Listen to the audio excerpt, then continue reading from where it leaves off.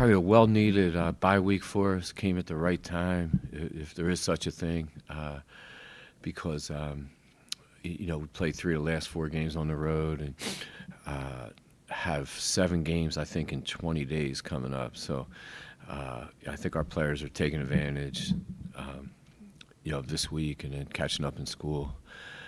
So it's a pretty good week for us. And then, big game Monday night. So we'll go from there. Coach, speaking of the big game Monday night, a couple big games in the conference this week as well. In Indiana taking on Maryland tonight, and then in a week, Maryland taking on Iowa. At this point in the season, obviously you're always tracking the other teams in the Big Ten, but at this point in the season, given the standings where they are you paying any extra attention to those games, even though those aren't teams you're going to be facing again this year? Well, I think yes and no. I think you're always, when you're in a league, you're always in tune to what's going on standing-wise and who's playing next. But I think also for us, we're really focused on our next game, because that's what we can control. And so, I got one eye open on what's happening in the Big Ten, but really focused on us, and we've kind of been like that all year. But a lot of big games, a lot of teams, in our league that are so good that, it's going to be a crazy Big Ten tournament. When you look at this game with two teams both coming off the bye weeks, does that make it a little bit easier for you, knowing that they are also in the same spot that you guys are, that you don't have to think about that at all? Well, I think we played really well at Michigan State. I think, and then both teams having opportunities to prepare. So we got to be ready for some of the things that they do, and just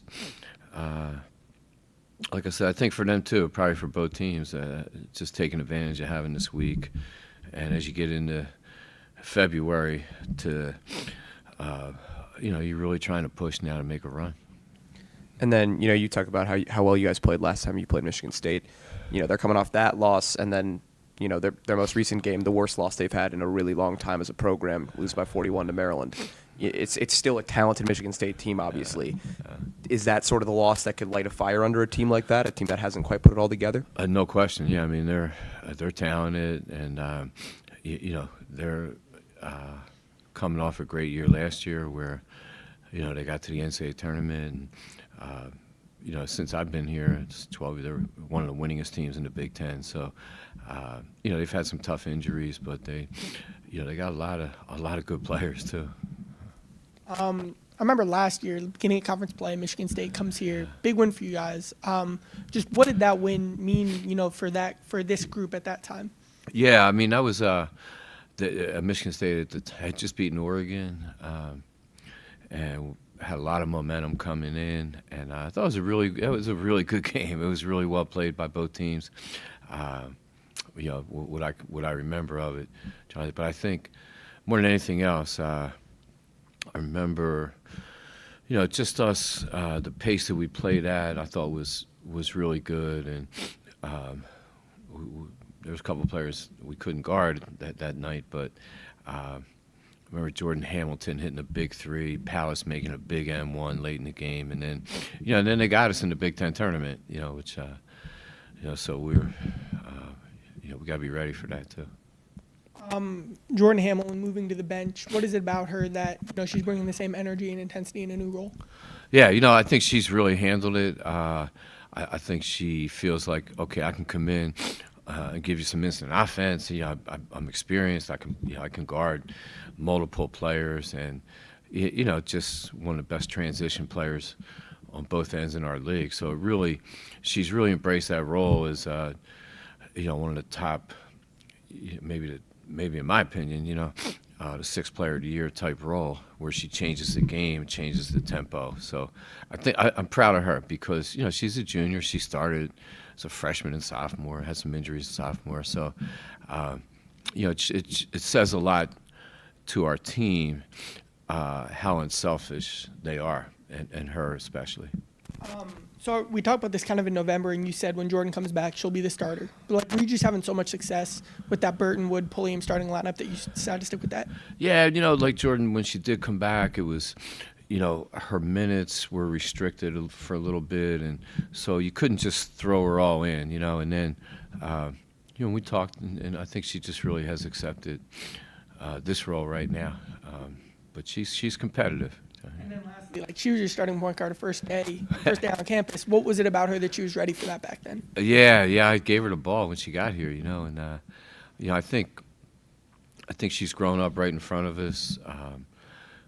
She's on a team now that 19-3, and they've paid their dues. That group coming in, and Brooke and Lauren and Lindsay and Jordan. They've had a huge impact, on the success of our program right now. They, the year we played, they were freshmen, played in Evanston High School, and she's never looked back. So I'm really proud of her, and that whole group really, because it was a challenging experience for them.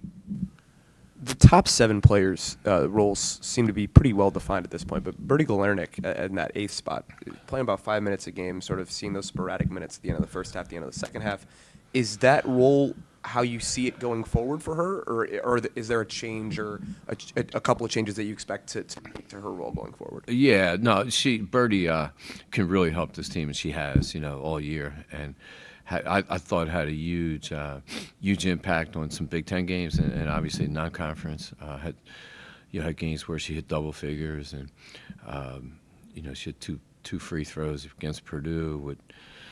She's got ice water in her veins, so I think the best of Bertie is coming up, and we're going to see that in February and March, hopefully. And then looking at a player like Abby Scheid, who's made 17 of her last 21 threes, surface of the sun hot right now. It's all coaching, man. Right, it's all coaching. You always tell me.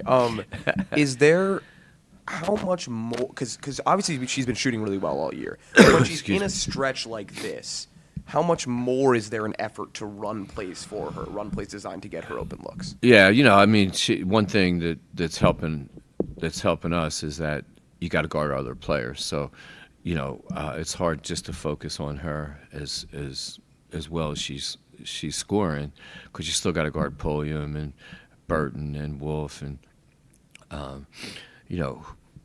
Jordan, whoever. So I think it just. She the one thing she's doing really well, is she's not rushing. She's not forcing shots. She's just playing within our system, and, she's her range is incredible right now. But more importantly, she's just not doing anything out of what she's normally doing, if that makes sense. And, so I'm proud of her for that, because sometimes you get a little jumpy, and you start forcing shots, and she's playing without the ball, doing a good job moving, getting out in transition. She played inside out at Penn State, really in the third quarter. I think we're up 1, down 1 at halftime, but she scored 2 or 3 straight buckets to start the third quarter on the blocks, and so she's a tough guard. When she can score inside out, it's a tough matchup.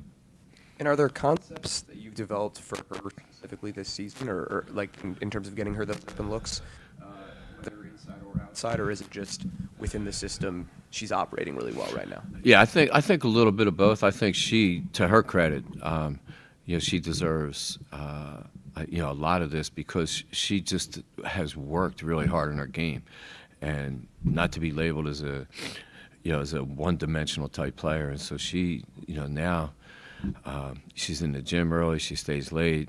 She's been a great leader with this team. So, I think she has decided, man, I'm going to be real. I'm just going to give everything I have to my senior year.